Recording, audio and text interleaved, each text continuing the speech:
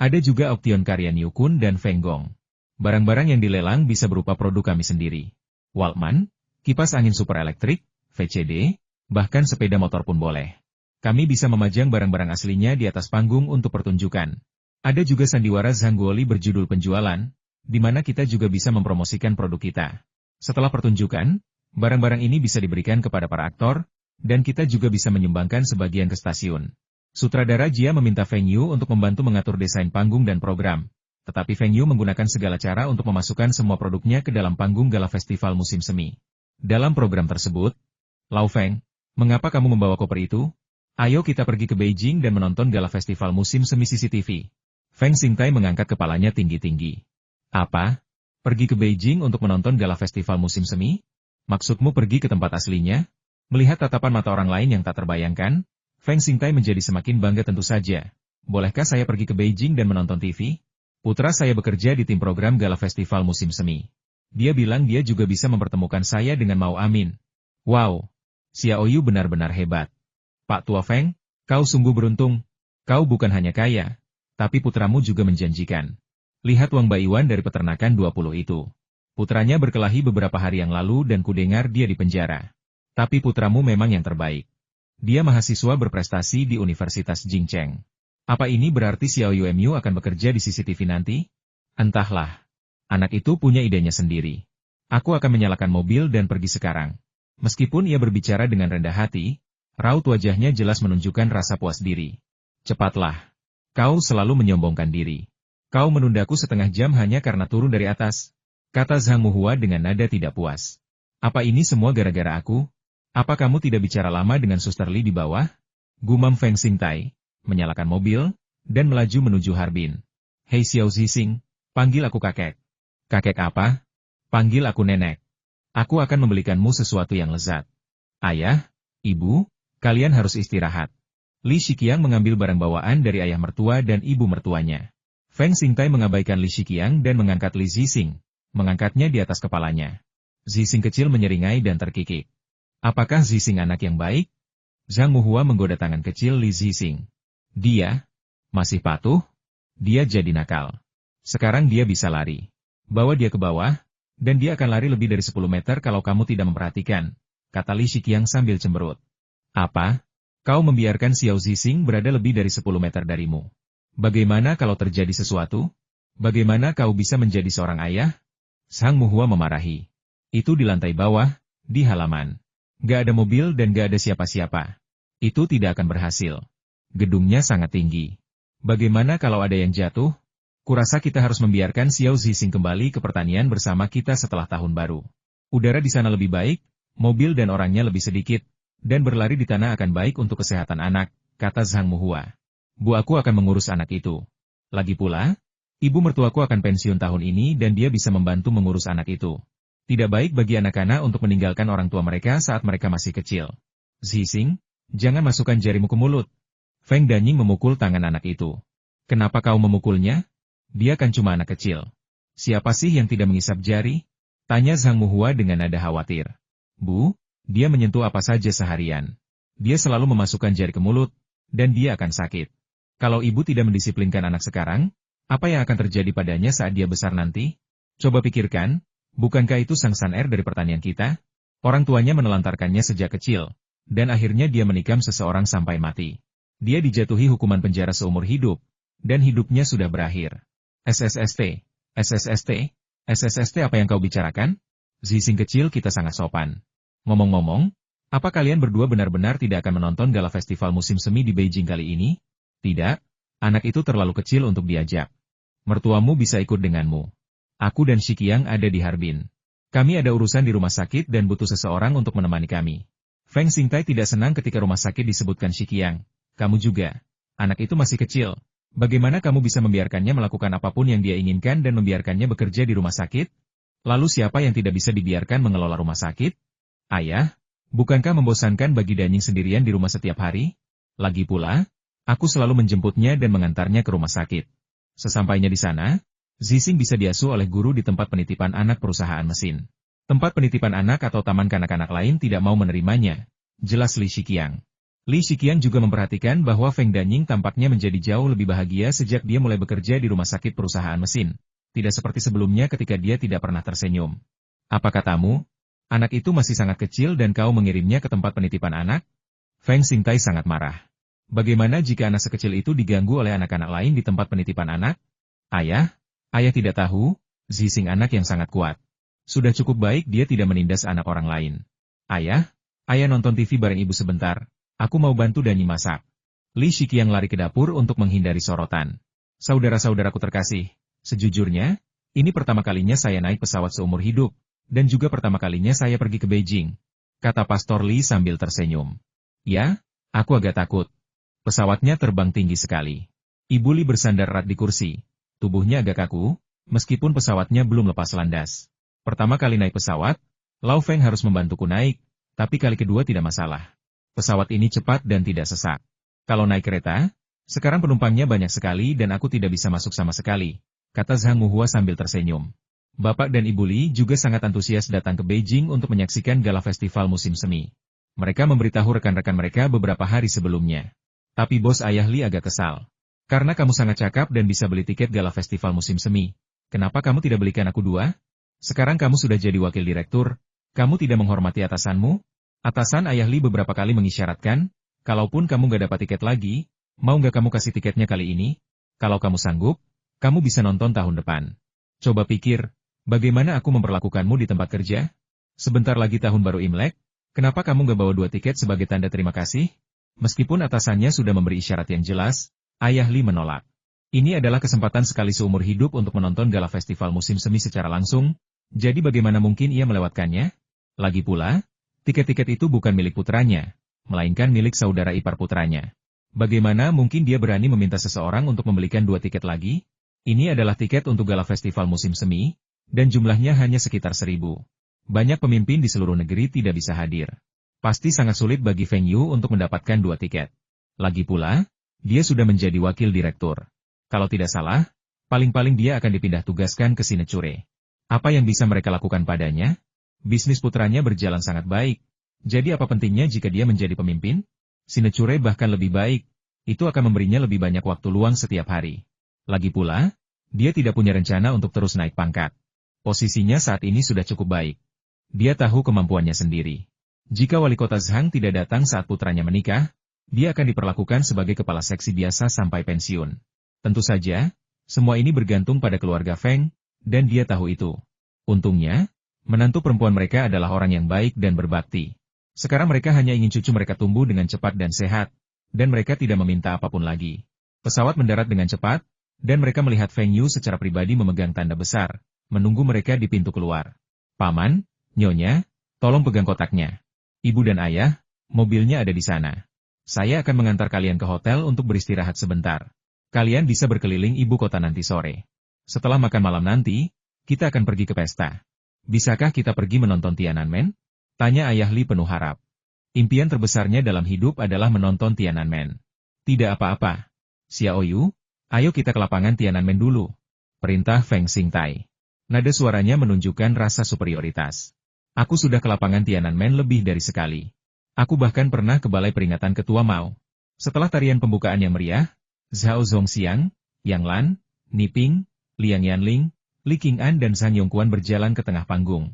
Gala festival musim semi tahun ini berbeda dari tahun-tahun sebelumnya. Ini adalah pertama kalinya gala festival musim semi diselenggarakan dengan nama Gala Festival Musim Semi Tiongkok. Gala ini diselenggarakan bersama Taiwan, Hong Kong, Asia Tenggara, dan tempat-tempat lain, dan beberapa program disiarkan secara paralel. Terlebih lagi, tempat pestanya diatur menjadi 2 lantai. Ada tempat yang mirip kotak di lantai 2. Feng Yu dan teman-temannya duduk di salah satu tempat dengan sudut yang sangat bagus. Saat tarian pembuka pertama, kamera menyorot ke arah Feng Xingtai dan yang lainnya yang berdiri di dekat pagar, melambaikan tangan dengan panik.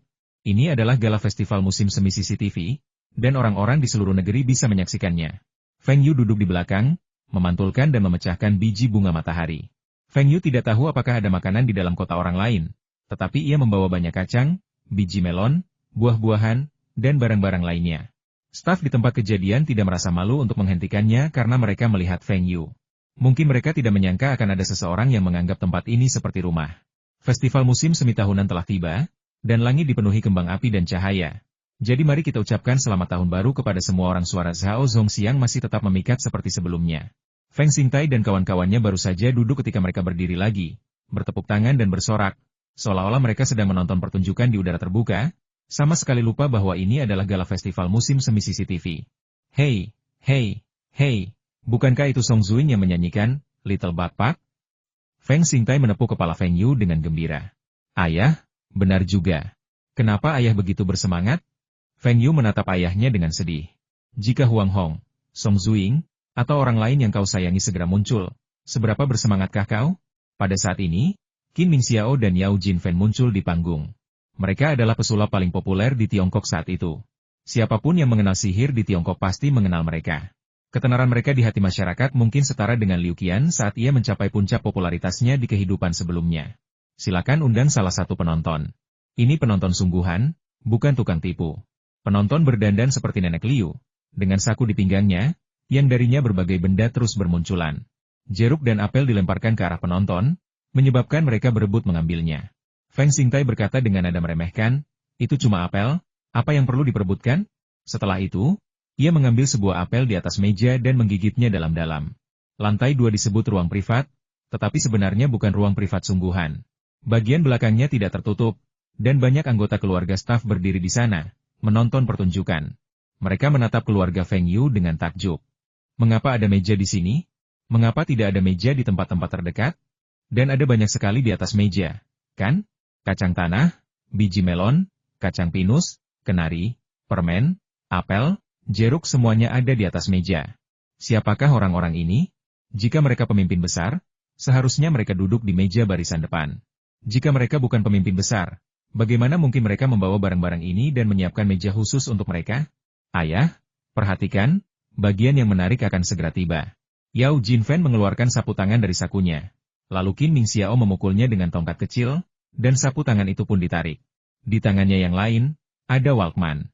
Penonton di depan TV akan melihat bahwa kamera tiba-tiba memperbesar dan memperlihatkan model terbaru Walkman merek Aiwa, dan logonya terlalu kentara. Ini adalah buatan khusus, tentu saja. Siapa yang mau Aiwa Walkman ini? Tanya Qin Mingxiao dengan keras. Saya ingin. Semua orang berteriak serempak sambil mengangkat tangan tinggi-tinggi. Kalau mau, beli saja sendiri. Ini hadiah untuk penonton beruntung yang naik ke panggung untuk berpartisipasi. Kata Qin Mingxiao sambil tersenyum. Penonton yang beruntung awalnya tertipu. Tetapi baru kemudian mereka menyadari bahwa mereka benar-benar beruntung. Walkman ini pasti berharga ratusan dolar, kan? Feng Xingtai mengerucutkan bibirnya dan membuang inti apel itu ke tempat sampah di dekat kakinya. Apa masalahnya? Ini cuma bisa jadi Walkman. Kalau kamu punya kemampuan, kamu bisa mengubahnya jadi tape recorder besar. Feng Yu mengetuk dahinya dan berkata, Ayah, bahkan perekam pita besar pun tidak bisa disembunyikan. Ini trik sulap, bukan sihir. Saat pertunjukan berlanjut, Feng Yu menyadari bahwa jika ayahnya belajar cara menggunakan komputer dalam 10 tahun, dia mungkin akan bergabung dengan pasukan orang-orang yang mengeluh tentang gala festival musim semi. Dia jelas-jelas asyik menonton acaranya, bertepuk tangan lebih keras daripada orang lain, tapi kita selalu saja mencari-cari kesalahan. Sebagian besar aransemen acara ini adalah ide putramu, seperti Walkman yang tadi diubah jadi sound. Guru Yan Shunkai memegang sebutir telur dan terus menjelaskan kepada semua orang telur ini jelas milikku. Aku tidak mengambil telurmu. Hei, itu hanya telur, silakan dimakan. Tidak, telur ini jelas milikku. Aku benar-benar tidak mengambil telurmu. Kalau kau tidak percaya, hitung saja. Pertunjukan ini benar-benar klasik. Meskipun Feng Yu sudah menontonnya berkali-kali, ia tetap tertawa terbahak-bahak kali ini. Penampilan Zhang San oleh guru Yan Shunkai sungguh menyedihkan. Terutama wajahnya yang cemberut, sungguh klasik. Feng Yu tidak mengubah dialog untuk acara ini, tetapi ia menempatkan kipas angin super di meja Zhang San. Karena acara ini berlatar musim panas, wajar saja jika ada kipas angin di meja tersebut. Apa, Direktur? Maksudmu kipas super itu terlalu mahal dan tidak cocok dengan identitas Zhang San? Siapa peduli? Tidak ada yang peduli. Aku akan memberikan 10 kipas super terbaru itu ke stasiun radio. Feng Yu mengira tak seorang pun akan memperhatikan detail ini, tetapi lelaki tua di sebelahnya menepuk pundaknya dan berkata, bukankah Zhang San seorang satpam? Apa satpam mampu membeli kipas angin tanpa bilah? Dan di acara tadi, Huang Hong adalah tukang semir sepatu, kan? Kok dia punya kipas angin tanpa bilah di rumah? Apa sutradara ini tahu seperti apa kehidupan orang biasa? Feng Yu ingin menangis. Ayah, dari mana ayah mendapatkan begitu banyak pertanyaan? Apa ayah di sini untuk menghancurkan karir putra ayah hari ini? Feng Yu mendekatkan diri ke telinga ayahnya dan berbisik. Ayah, kipas angin super elektrik itu semua produksi keluarga kita. Aku yang bayar untuk memasangnya di sana. Itu iklan. Mata Feng Xingtai melebar. Lalu dia merendahkan suaranya dan bertanya pada Feng Yu. Gala festival musim semi juga diizinkan untuk membuat iklan? Ia tahu kalau anaknya sudah sering membuat iklan di CCTV, tapi ia tidak menyangka kalau anaknya juga akan diminta membuat iklan di gala festival musim semi. SSST, jangan biarkan aku. Tapi kita sudah terlanjur, kan? Kita tonton saja acaranya dan jangan bahas ini. Feng Yu memberi isyarat bahwa ada orang di sekitar sini, dan akan gawat jika ada yang mendengarnya. Faktanya, investasi Feng Yu dalam penempatan produk gala festival musim semi tidaklah rendah. Investasi iklan untuk keseluruhan gala hampir sama besarnya dengan harga iklan siaran prime time CCTV sepanjang tahun. Feng Yu merasa itu tawaran yang bagus. Ia telah menjalin persahabatan baik dengan para pemimpin CCTV dan juga telah beriklan di platform televisi terbesar di dunia, yang memungkinkan pemirsa di seluruh negeri untuk menyaksikannya. Ia masih ingat lonjakan penjualan Guojiao 1573 setelah tampil di gala festival musim semi. Ketika Feng Xingtai mendengar putranya mengatakan ini, dia langsung duduk tegak dan berhenti mengeluh. Lagu ini dinyanyikan dengan sangat bagus. Siapa aktor ini? Zhang Muhua menunjuk orang di atas panggung dan bertanya pada Feng Yu. Feng Yu berkeringat deras. Kau bisa mendengar lagu-lagu orang ini. Apa kau tidak tahu betapa langkanya itu? Beberapa tahun lagi, ia tidak akan sering bernyanyi di panggung. Karena 12 tahun kemudian, ia akan menjadi ibu negara, dan rakyat akan dengan penuh kasih sayang memberinya gelar kehormatan Ibu Peng. Feng Yu juga merasa penampilannya membawakan Spring Congratulations tidak lebih buruk dari Song Zuing. Mendengar calon ibu negara itu bernyanyi secara langsung, mengapa ia merasa sedikit bangga? Sungguh layak untuk menyaksikan gala festival musim semi kali ini. Saya umumkan bahwa barang lelang ketiga adalah helm milik bintang film terkenal Liu Xiaoqing. Seperti yang kita semua tahu, Liu Xiaoqing selalu identik dengan kecantikan, tetapi terkadang, ia juga memiliki sisi heroik. Niu Kun mengangkat helm biru dengan logo merek Songjiang yang tercetak jelas di atasnya. Sebuah kepingan salju heksagonal. Tuan, apakah Anda butuh tumpangan? Feng Gong menirukan dialog Liu Xiaoqing dan mengibaskan rambutnya. Penonton tertawa terbahak-bahak, yang langsung mengingatkan mereka pada iklan sepeda motor Liu Xiaoqing dan Zhu Shimao. Ini helm keberuntungan. Sejak memakainya, Liu Xiaoqing telah menghasilkan karya-karya luar biasa untuk kita. Feng Gong menghentikan Niu Kun dari menyombongkan diri. Tunggu. Bukankah mereka baru saja mengatakan topi Liu Xiaoqing adalah topi keberuntungan? Kok ini helm keberuntungan? Apa barang-barang yang kau lelang di sini? Kau bilang membawa keberuntungan? Bukan begitu. Hanya saja setelah Chen Peixi memakai topi ini, rambutnya tumbuh kembali. Menurutmu, ini keberuntungan atau bukan? Kata Niu Kun berlebihan. Jadi Giyu harus membeli topi ini? Feng Gong bertanya balik sambil mencubit pinggangnya. Tahun ini, Giyu baru saja memenangkan penghargaan aktor terbaik untuk The Story of the Editorial Department, dan tentu saja ia juga mendapatkan keakraban dan cinta dari penonton. Giyu tidak botak saat itu, tetapi ia botak, dan ia tidak terlihat secantik kepala botak. Pertanyaan Feng Gong kembali membuat penonton tertawa terbahak-bahak. Helm itu pun langsung terjual dengan harga tinggi, 2.000 yuan. Pada saat ini, seorang pria mengendarai sepeda motor tiba-tiba bergegas ke tengah panggung, menopang sepeda motor itu dengan satu kaki, menundukkan kepalanya untuk melepas helm, dan mengibaskan rambutnya dengan keras. Para penonton pun bertepuk tangan dengan gemuruh. Liu Xiaoqing? Sebenarnya itu Liu Xiaoqing. Hahaha, ini menarik. Niu Kun dan Feng Gong sedang melelang helm seseorang di sana, dan sekarang mereka di sini, masih memakai helm. Helmmu jelas palsu. Aku jadi berpikir, aku ingat Liu Xiaoqing memakai helm merah, dan yang biru milik Zhu Shimao. Liu Xiaoqing menyerahkan helm di kepalanya kepada Niu Kun. Kamu salah helm. Ini punyaku. Yang itu punya Chen Peixi. Kalau kamu pakai ini, rambutmu tidak akan tumbuh panjang, tapi malah akan lebih terang.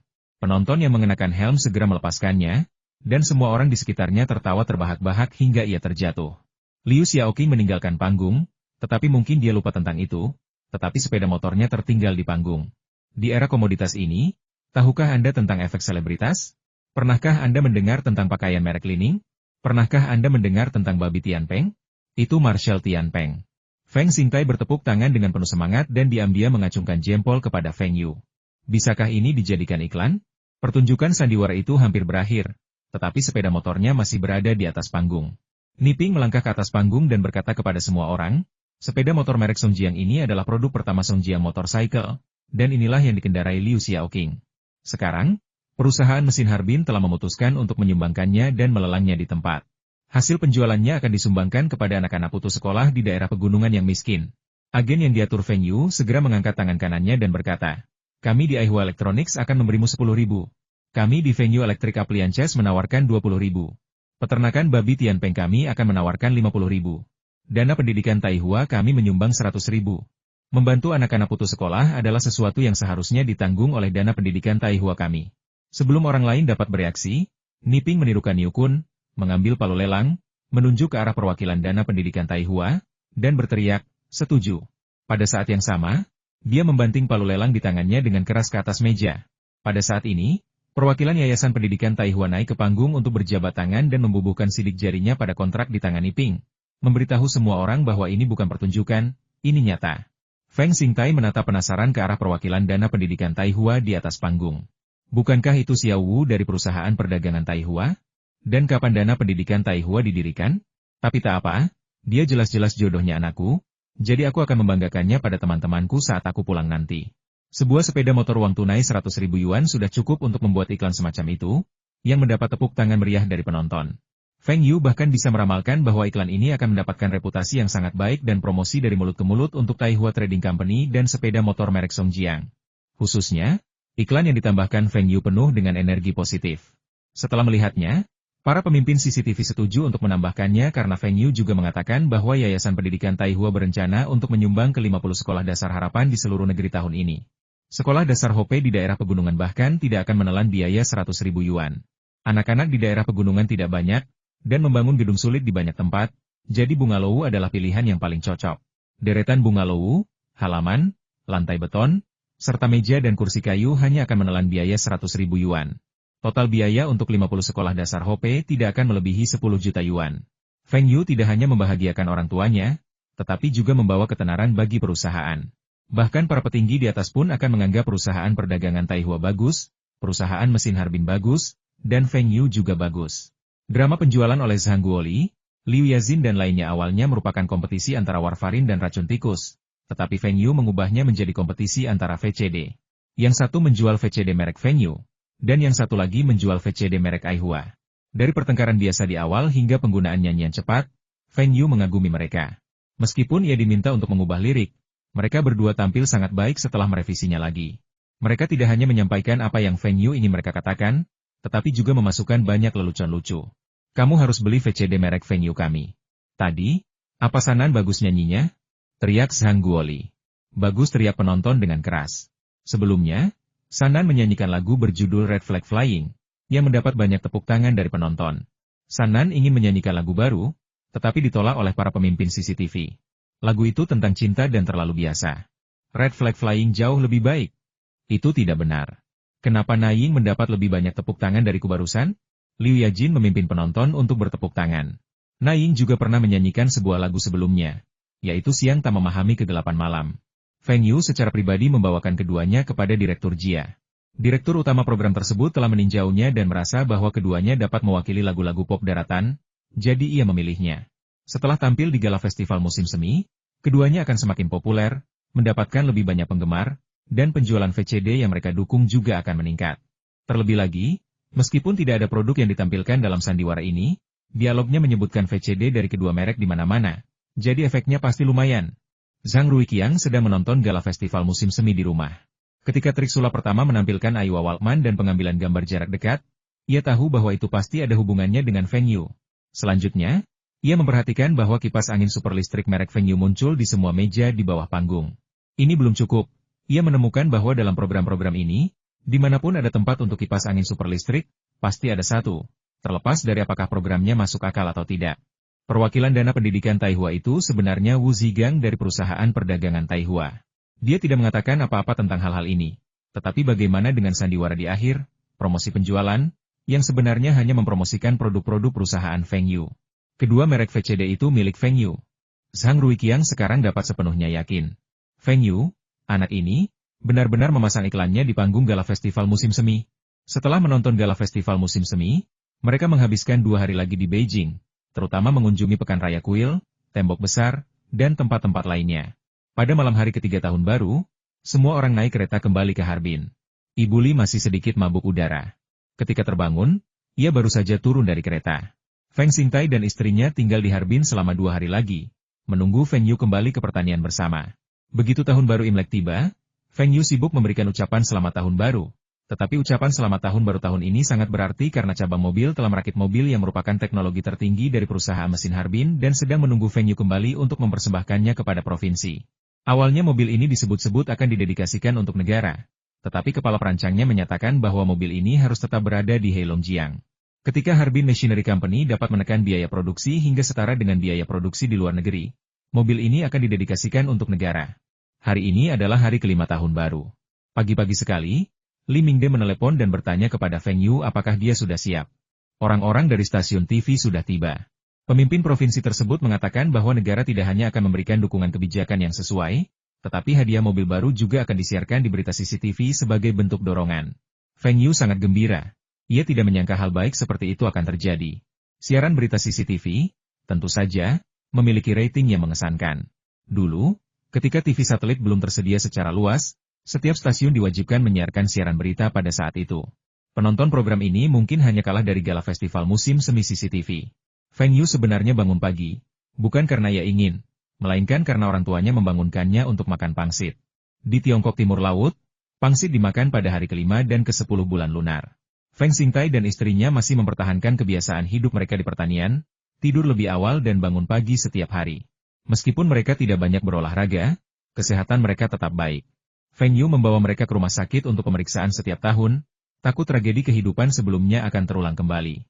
Untungnya, di kehidupan ini, penyakit itu terdeteksi dini, dan itu hanyalah penyakit ringan, yang sudah lama disembuhkan. Sekarang kami punya rumah sakit sendiri, jadi lebih nyaman. Feng Danying sekarang kepala perawat rumah sakit Taihua, tapi direkturnya pun tidak berani menyinggung kepala perawat ini. Rumah sakit Taihua memiliki peralatan pemeriksaan berteknologi tinggi dan banyak ahli serta profesor yang bertugas secara rutin. Meskipun biayanya sedikit lebih tinggi daripada rumah sakit biasa, rumah sakit ini segera menjadi rumah sakit paling bergengsi di Harbin, bahkan Heilongjiang. Bahkan banyak orang dari Provinsi Lin datang ke sini untuk pemeriksaan dan pengobatan. Ya, sebagian besar dari mereka adalah pemimpin. Berderak, dua rentetan petasan terus meledak dengan suara dentuman. Setelah kepulan asap, sosok Li Mingde muncul. Feng Yu berkata bahwa dia hanya perlu berpartisipasi dalam penghormatan ini, dan wawancara serta hal-hal lainnya akan diserahkan kepada Li Mingde. Yang membuat Li Mingde sangat senang. Bisa tampil di siaran berita CCTV adalah kesempatan yang mungkin tidak akan pernah didapatkan banyak orang seumur hidup mereka. Pak Feng orangnya baik sekali. Tanpa ia sadari, bukan Feng Yu yang merawatnya, tetapi Feng Yu sama sekali tidak ingin kesempatan ini untuk pamer. Burung pertama yang menjulurkan kepalanya akan ditembak, jadi bersembunyi di balik pohon dan meraup untung dengan tenang adalah jalan yang tepat. Feng Yu menatap wajah Li Mingde yang hampir tersenyum, lalu menggelengkan kepalanya sedikit. Ia bisa memahami pikiran Li Mingde. Lihat, ayahnya berdiri di samping Li Mingde, bertepuk tangan bersamanya. Feng Xingtai masih menjadi pemegang saham perusahaan mesin tersebut, tetapi ia telah lama mengundurkan diri sebagai wakil presiden nominal. Atas nama Komite Partai Provinsi Heilongjiang dan pemerintah provinsi, saya ingin mengucapkan terima kasih kepada perusahaan mesin atas sumbangan Song Jiang Tengfei dan terima kasih kepada perusahaan mesin atas kontribusinya yang signifikan terhadap industri otomotif nasional. Mobil ini akan menjadi mobil kehormatan bagi provinsi kami untuk menyambut tamu-tamu penting. Pemimpin provinsi menyampaikan pidato yang antusias atas nama provinsi. Feng Yu paling mengagumi aspek ini dari para pemimpinnya. Mereka dapat berbicara begitu lama tanpa naskah, tanpa mengulang-ulang atau tergagap. Hal ini jauh lebih canggih daripada pidato ini, itu. Generasi-generasi selanjutnya. Meskipun tidak satupun dari kedua pemimpin provinsi menumpang mobil ini tetap merupakan mobil upacara provinsi yang bagus untuk menerima tamu. Li Mingde diam-diam memberitahu Feng Yu bahwa mobil ini sebenarnya jauh lebih baik daripada mobil pemimpin provinsi, yang biasanya ia kendarai dengan Audi 200. Hanya saja, mobil itu hanya ada satu, sehingga pemimpin provinsi merasa tidak nyaman mengendarainya. Terlebih lagi, mobil ini harganya lebih dari 1 juta yuan, hampir sama mahalnya dengan mobil pemimpin nasional. Ia takut melanggar tabu jika mengendarainya. Feng Yu tidak mempertimbangkan hal ini sebelumnya, tetapi setelah dipikir-pikir lagi, memang benar demikian. Namun, Feng Yu sama sekali tidak setuju perusahaan mesin mengirimkan beberapa kendaraan lagi ke provinsi tersebut. Memberikan mobil bagus kepada orang-orang ini tidak akan meningkatkan penjualan mobil. Akan lebih baik jika uangnya disumbangkan ke beberapa sekolah atau gedung pendidikan, yang tidak hanya akan membantu orang lain tetapi juga membangun reputasi yang baik. 1 jam berlalu sebelum semua formalitas selesai. Yang lain pergi satu demi satu, tetapi Feng Yu dan Li Mingde tetap berada di kantor kepala provinsi. Ini adalah balasan Dewan Negara atas laporan Zhang Ruiqiang. Silakan lihat apakah ada pertanyaan. Li Mingde mengambilnya dan menyerahkannya kepada Feng Yu terlebih dahulu. Feng Yu tanpa ragu membukanya dan membacanya dengan saksama. Mereka lebih cenderung berfokus pada bakat teknis. Seperti unit lainnya, mereka dapat menempatkan lulusan baru dengan jurusan yang relevan. Meskipun mahasiswa sekarang ditugaskan untuk bekerja, banyak mahasiswa berprestasi akan direkrut oleh Kementerian Nasional atau perusahaan besar milik negara, di antaranya lulusan Universitas Beijing dan Universitas Waking adalah yang paling jelas.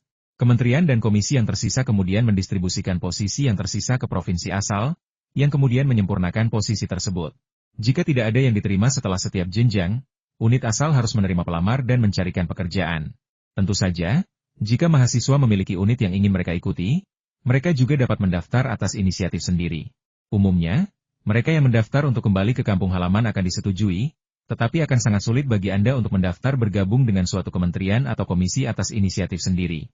Beberapa mahasiswa dapat melepaskan tugas kerja mereka, yang berarti mereka ingin memilih pekerjaan mereka sendiri dan pemerintah tidak akan lagi memperhatikan mereka. Tentu saja, dalam keadaan normal, pihak kampus akan membujuk mereka. Tetapi sekarang setelah pegawai negeri sipil terjun ke dunia bisnis, bukan hal yang aneh bagi mahasiswa untuk melepaskan tugas kerja mereka. Namun, apapun yang terjadi, masih sangat sulit bagi perusahaan swasta untuk merekrut mahasiswa dari universitas. Dengan ketentuan ini, mereka dapat bersaing secara adil dengan unit lain. Feng Yu langsung mencoret ini dari pikirannya. Apa? Penugasan? Siapa sih yang mau penugasan? Kalau mereka butuh bakat teknis, nggak bisa rekrut sendiri, kan? Kalau mereka ditugaskan, siapa tahu mereka sisa-sisa dari perusahaan mobil lain? Feng Yu tidak sepenuhnya puas dengan berbagai poin tersebut. Poin-poin itu memang sedikit membantu, tetapi tidak terlalu signifikan, seolah-olah membantu dirinya. Bagaimanapun, Harbin Machinery Company bukan lagi perusahaan milik negara. Kebijakan awal yang berpihak pada perusahaan milik negara masih sangat berbeda dengan kebijakan mereka. Hanya yang terakhir yang jelas ditambahkan khusus untuk Harbin Machinery Company potongan pajak ekspor. Apa itu rabat pajak ekspor? Artinya, pajak pertambahan nilai dan pajak lainnya yang semula dikenakan pada barang ekspor dikembalikan untuk mengurangi biaya dan meningkatkan daya saingnya di pasar konsumen internasional. Hal ini tidak diragukan lagi akan meningkatkan keuntungan perusahaan mesin tersebut. Dan ini juga merupakan cara negara untuk memungkinkan perusahaan mesin Harbin memperluas ekspor dan memperoleh devisa negara. Feng Yu menyerahkan dokumen itu kepada Li Mingde, lalu menatap pemimpin provinsi dan bertanya, Sekretaris Su, inilah wewenang yang bisa kita nikmati. Kita juga bisa menyerahkan sebagiannya, kan? Hahaha, apa yang dikatakan Zhang Ruiqiang memang benar. Kalau kamu tidak mau satupun syarat, pergi saja ke Zhang Ruiqiang dan minta dia menulis laporan dan mencoretnya. Dia sudah berjuang keras memperjuangkan begitu banyak syarat untukmu, tapi kamu tetap tidak mau. Sekretaris Su tersenyum dan menggelengkan kepalanya. Terima kasih atas bantuan Anda kepada perusahaan mesin. Bisakah Anda membantu saya lagi? Terakhir kali kami mengirim 100 mobil ke Rusia, kami harus menunggu beberapa hari untuk memuatnya. Kami hampir menunda bisnis bos Rusia. Bisakah Anda membantu kami mengalokasikan beberapa mobil di masa mendatang? Feng Yu mulai meminta bantuan. Bicaralah dengan Zhang Ruiqiang tentang ini. Aku akan memintanya untuk menyelesaikannya untukmu. Feng Yu meninggalkan kantor kepala provinsi dengan raut wajah menyesal. Ia takut tidak akan mendapatkan keuntungan apapun dari si rubah tua Zhang Ruiqiang itu. Sekretaris Su benar-benar pelit, menolak memberinya beberapa gerbong kereta pun. Ia bahkan tidak mempertimbangkan fakta bahwa gerbong kereta sedang langka di seluruh negeri saat ini, apalagi dari Harbin hingga Rusia. Secara keseluruhan, Feng Yu sangat senang mendapatkan polis asuransi ini. Ia akhirnya bisa mengambil cuti beberapa hari dan kembali ke pertanian untuk menikmati waktu luang. Kembali di pertanian, Feng Yu dengan bersemangat pergi mencari Lina. Namun, ayah Lina tampak kesal ketika melihat Feng Yu. Kini ia melihat tanda-tandanya Feng Yu pasti jatuh cinta pada putri kesayangannya. Namun, semua orang memuji kualitas-kualitas baik Feng Yu. Ayahnya memiliki pabrik, keluarganya kaya, ia adalah mahasiswa berprestasi di Universitas Beijing, dan ia tampan. Ia memiliki banyak hal hebat.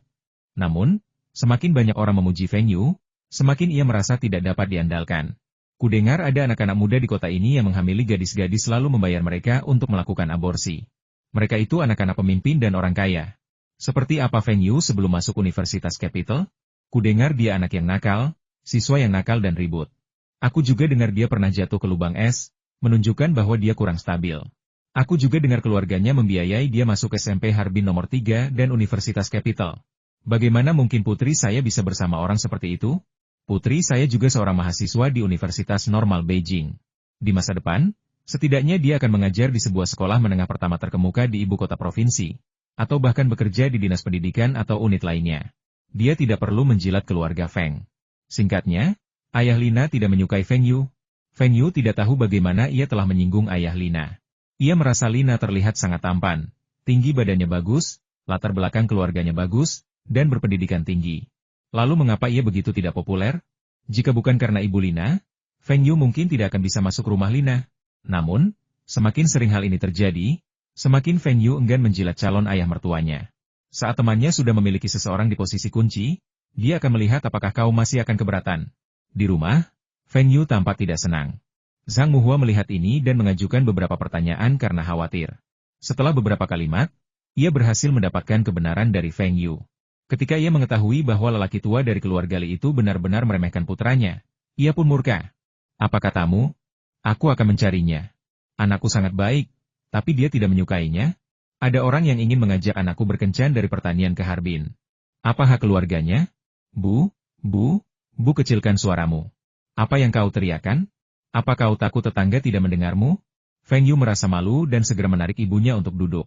Seharusnya ia tidak mengatakan itu tadi. Tidakkah kamu bertanya mengapa dia memandang rendah kamu? Aku juga tidak tahu. Feng Yu tampak tertekan. Dia juga bertanya pada Lina, tetapi Lina juga tidak tahu kenapa. Bu, pergilah temui Bibi Li dan minta dia mencari tahu. Bibi Li yang mana? Feng Yu sedikit bingung. Itu Bibi Li yang selalu pakai sarung tangan merah. Apa kau lupa kalau putra kedua keluarga Zhang Laosan di perusahaan kita mendapatkan pacarnya lewat sarannya? Ada juga putri Tian Lao Liu dan keponakan Zhao Lao. Bu, kenapa terburu-buru sekali? Feng Yu berkeringat. Apakah itu Bibi Li? Simak comblang? Mengapa kamu tidak merasa cemas lagi? Bu, kita masih sekolah.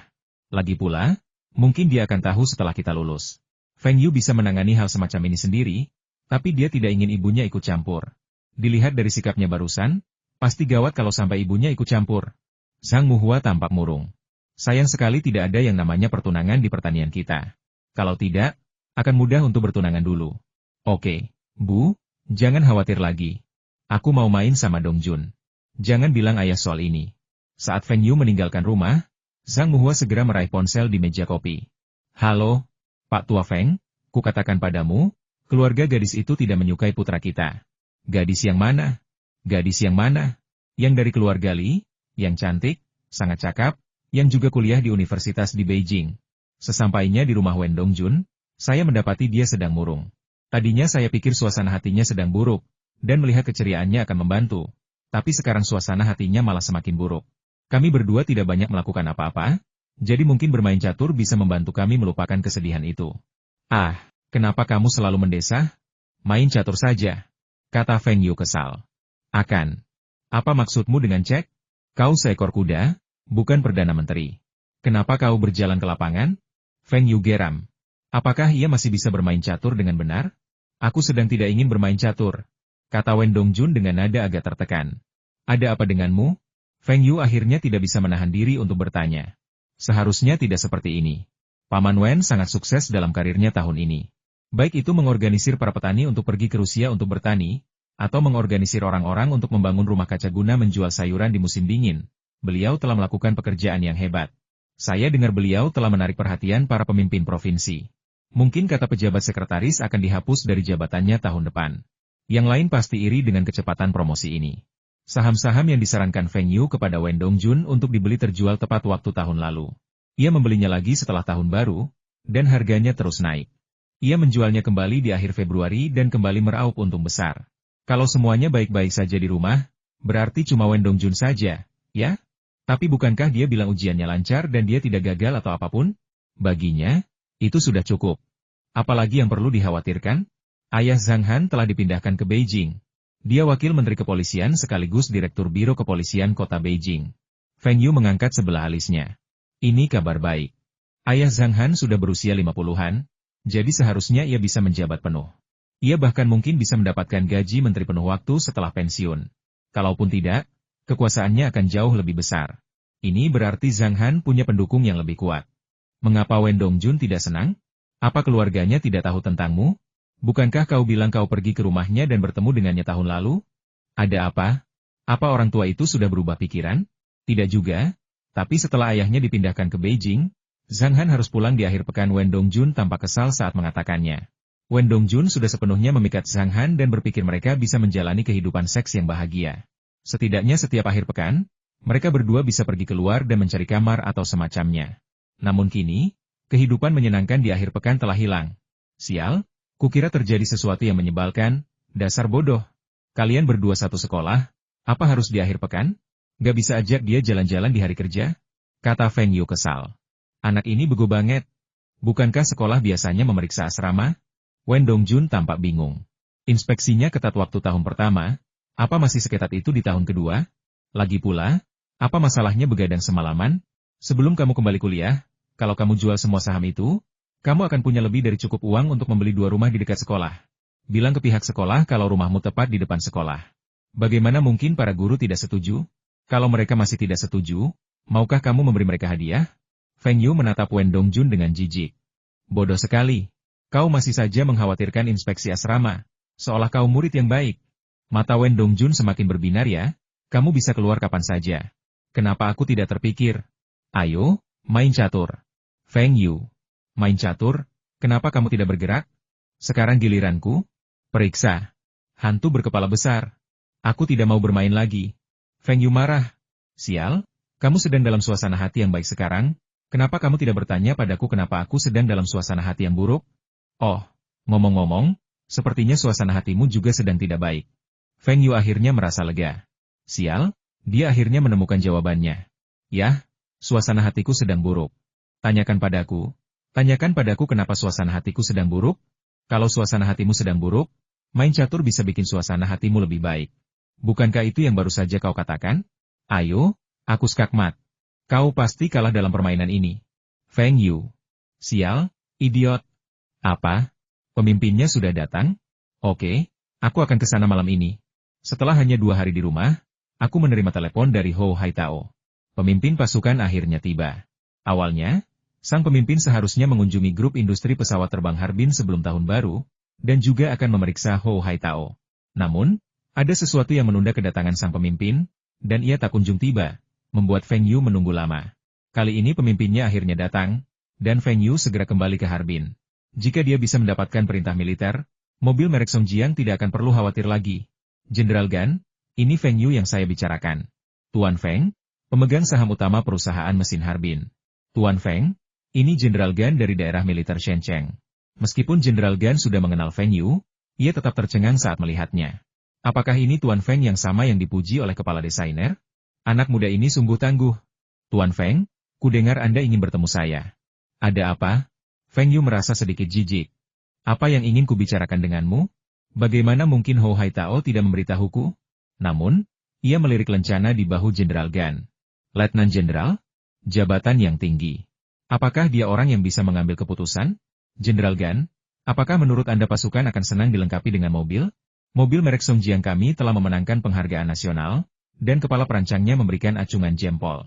Kami juga mengekspornya ke Rusia dan wilayah lain, dan Direktur Hou mengetahui hal ini.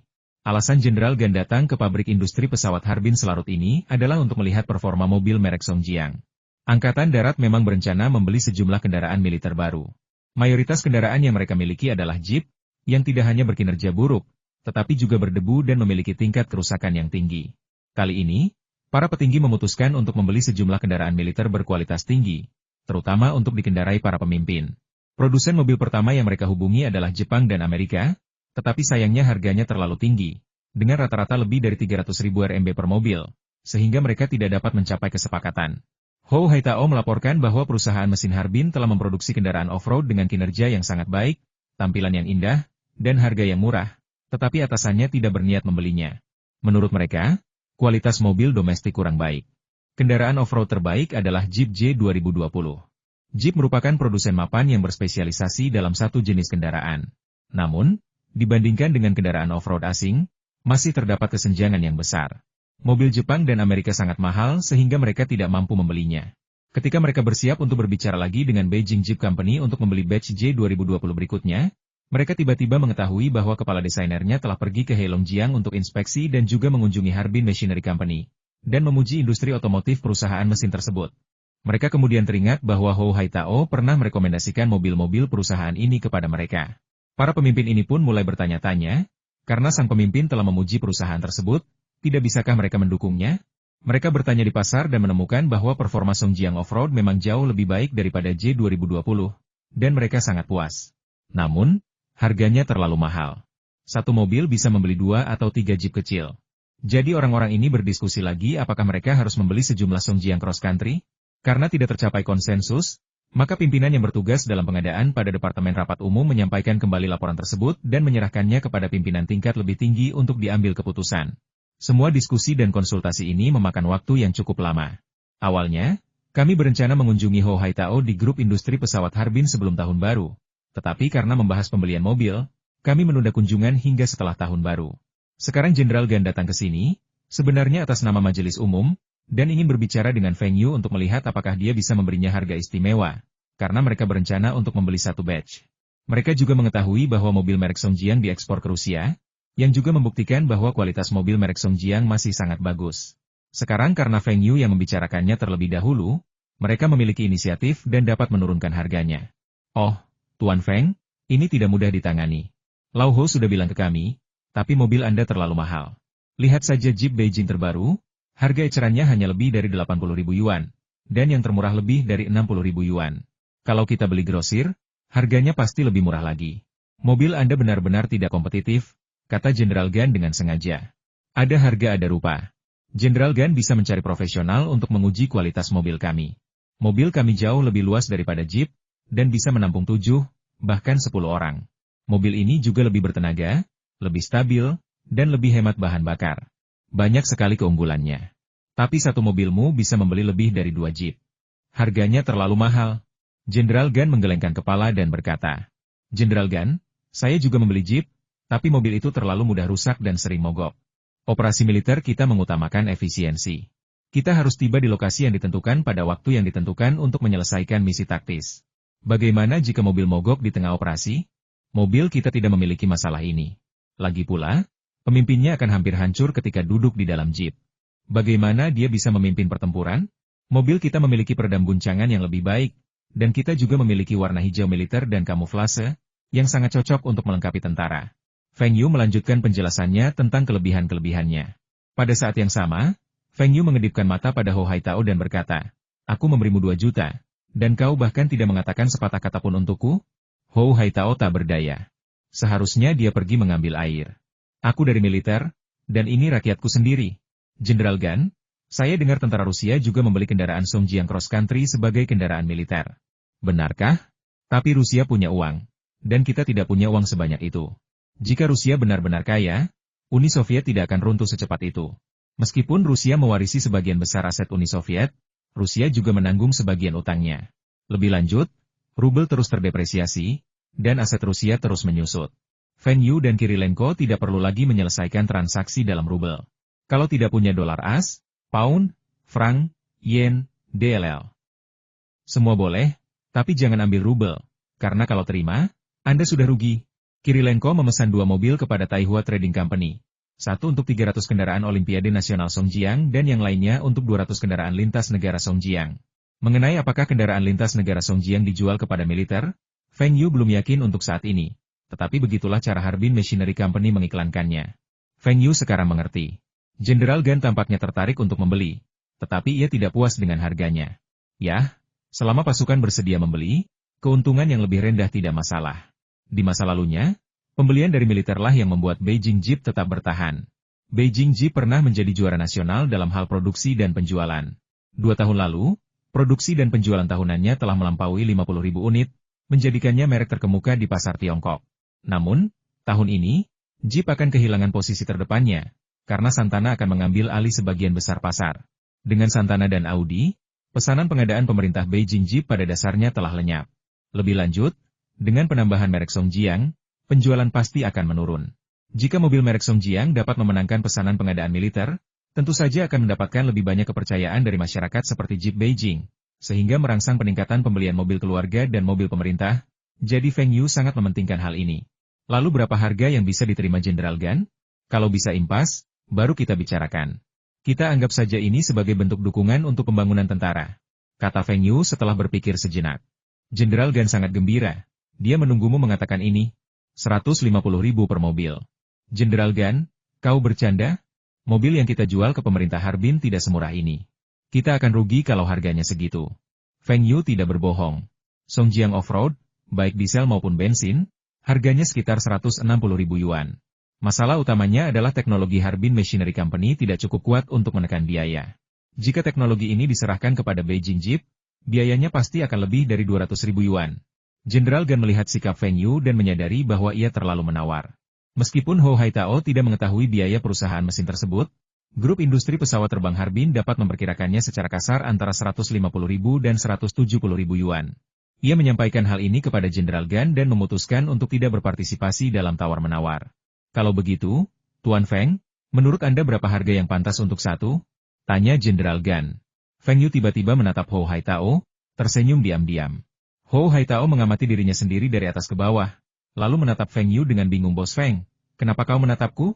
Direktur Hou, apakah Harbin Aircraft Industry Group juga akan membeli kendaraan merek Songjiang kami? Tidak. Kami dapat memproduksi mobil sendiri.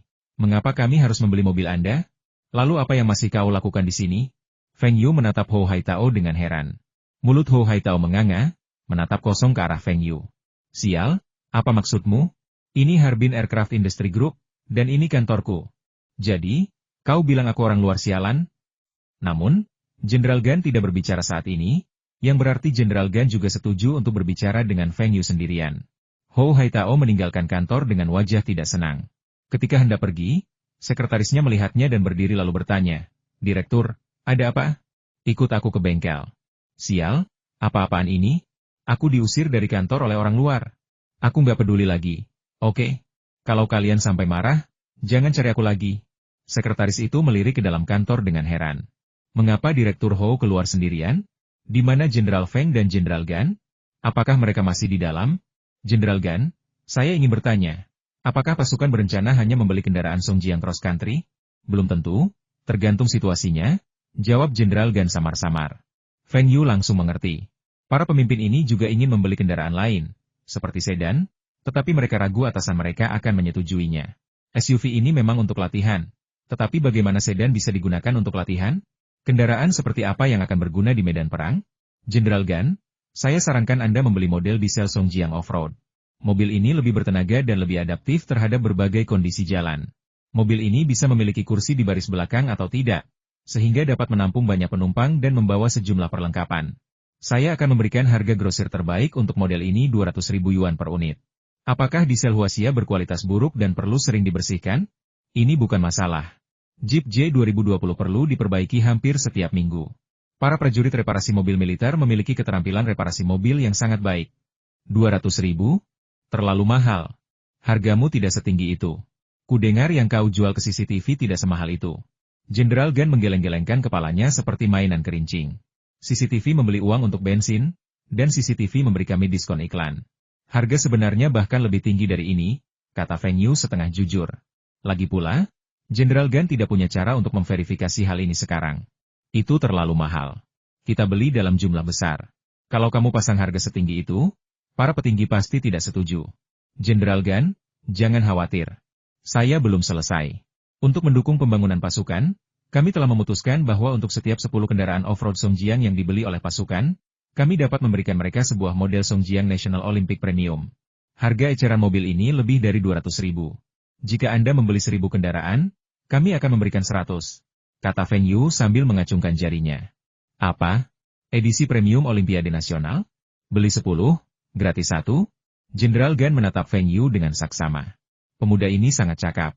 Para pemimpin pasukan mereka juga ingin mengganti mobil mereka. Banyak pemimpin senior mereka masih menggunakan mobil Hongqi model lama. Hanya ada beberapa Audi 100, apalagi Audi 200. Para petinggi telah setuju untuk memberi mereka sejumlah dana untuk membeli mobil. Tetapi jika mereka melakukannya, mereka tidak akan bisa menjelaskannya kepada atasan mereka. Ide Feng Yu dapat menyelesaikan masalah ini, memungkinkan para pemimpin memiliki mobil tanpa melanggar peraturan. Feng Yu mengambil cangkir dan menyesap tehnya dengan gembira. Ini bukan idenya, melainkan ide yang datang dari para pemimpin militer di kehidupan sebelumnya. Feng Yu awalnya menganggapnya lelucon, tetapi sekarang tampaknya ide itu bisa dimanfaatkan dengan baik. Apakah Anda hanya akan memberikan model premium kepada tim Olimpiade Nasional Songjiang? Tanya Jenderal Gan.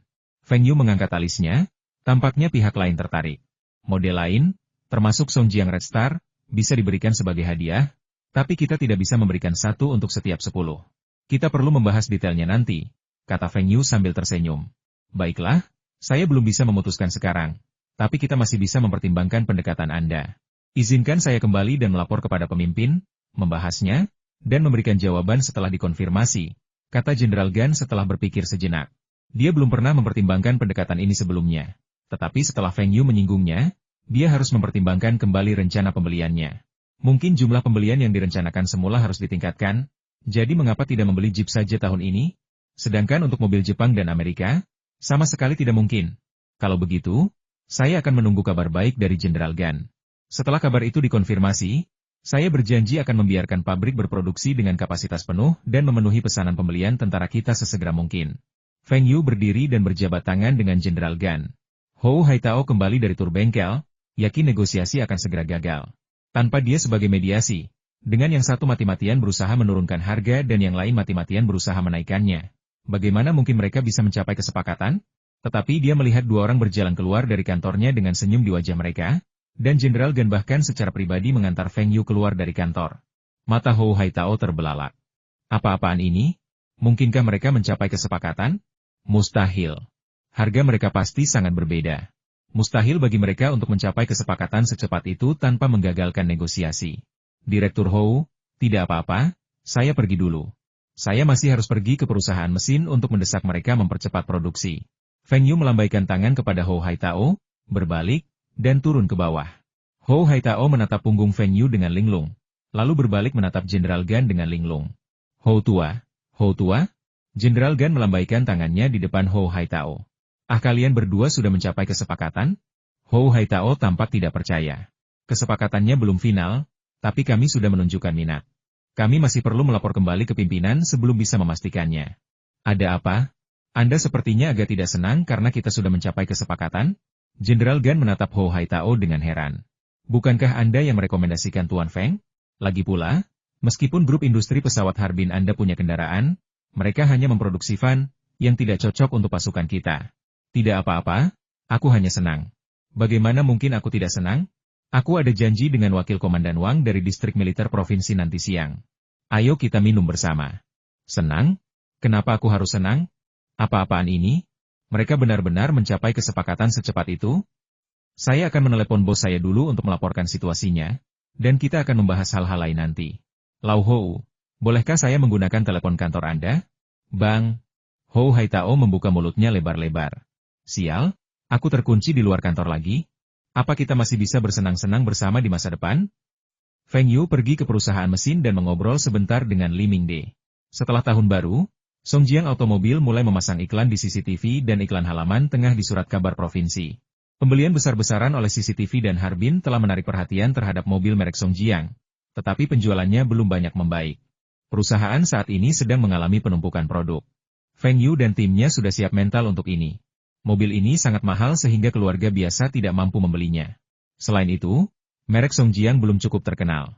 Bahkan dengan bonus iklan dan penghargaan nasional, mobil ini tidak akan langsung populer.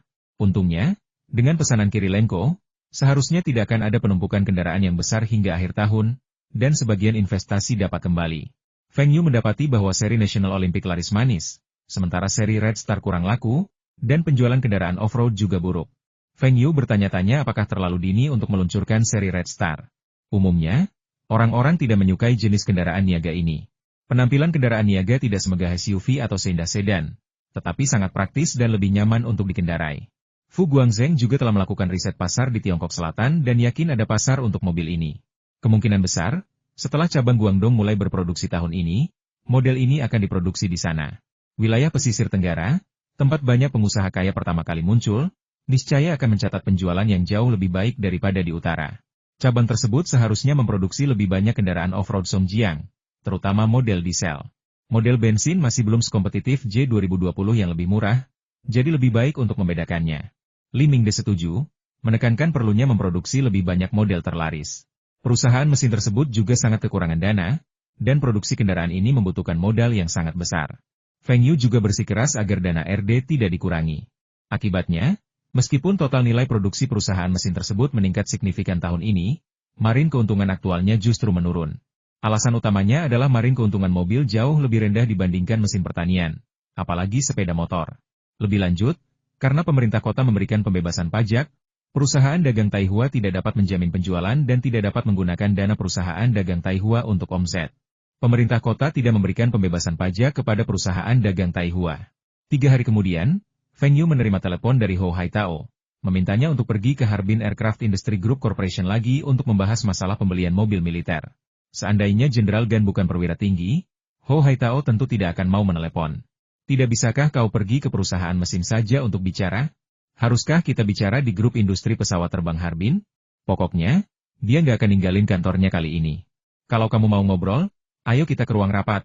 Feng Yu dan Li Mingde datang ke grup industri pesawat terbang Harbin bersama-sama. Setibanya di ruang konferensi, mereka hampir terpesona oleh tanda pangkat yang berkilauan. Sial, bukankah ini hanya kontrak pembelian mobil? Kenapa harus mengirim 6 jenderal? Meskipun kecuali Jenderal Gan, 5 jenderal lainnya adalah mayor jenderal, mereka tetaplah jenderal. Hou Haitao muncul, berbalik, dan pergi. Dia tidak ingin tinggal di sini. Halo, Tuan Feng. Seorang mayor jenderal mengulurkan tangannya ke arah Li Mingde. Li Mingde menatap Feng Yu dengan canggung, lalu berbalik dan menjelaskan, saya Li Mingde, dan ini adalah pemegang saham utama perusahaan mesin kami, Feng Yu, Presiden Feng. Mayor jenderal menatap Feng Yu dengan heran, lalu berbalik menatap Jenderal Gan. Baru setelah melihat Jenderal Gan mengangguk, ia percaya. Bocah cilik ini pemegang saham utama? Feng Yu bertanya dengan keras Jenderal Gan, apakah Anda sudah mencapai kesepakatan? Apakah Anda datang ke sini hari ini untuk menandatangani kontrak secara langsung? Adapun sang mayor jenderal yang mengulurkan tangannya, ia pura-pura tidak melihatnya. Saya hanya sedikit berpikiran sempit. Jadi kenapa? Tuan Feng, jelas tidak mungkin menandatangani kontrak secara langsung. Kami belum memutuskan apakah akan membeli mobil Anda atau tidak, kata Jenderal Gan sambil memelototi sang mayor jenderal. Kenapa? Apakah ada orang yang kondisinya lebih baik dari kita? Feng Yu bertanya dengan alis terangkat. Karena militer telah mengerahkan kekuatan yang begitu besar, itu berarti mereka harus membeli mobil merek Songjiang. Tetapi mereka hanya ingin menurunkan harga dan mendapatkan persyaratan yang lebih baik. Feng Yu sama sekali tidak menganggap serius orang-orang ini. Meskipun kemampuan negosiasinya tidak terlalu bagus, dan Li Mingde juga tidak terlalu kuat, mereka tetap lebih baik daripada orang-orang militer ini, bukan? Di kehidupan sebelumnya, banyak pembelian militer yang akhirnya terbukti terlalu mahal, sebagian besar karena kurangnya pemahaman tentang negosiasi bisnis. Ya, Jingcheng Jeep. Ini bukan pertama kalinya kami membeli Jeep. Mobil mereka sangat bagus. Mayor jenderal itu lagi. Feng Yu meliriknya. Ada 5 mayor jenderal dan 1 letnan jenderal di ruangan ini, jadi kenapa hanya kau yang banyak bicara? Feng Yu tidak tahu bahwa mayor jenderal ini awalnya bertanggung jawab atas pengadaan mobil, dan pembeli utamanya adalah Jingcheng Jeep. Mayor jenderal ini juga kerabat CEO Jingcheng Jeep.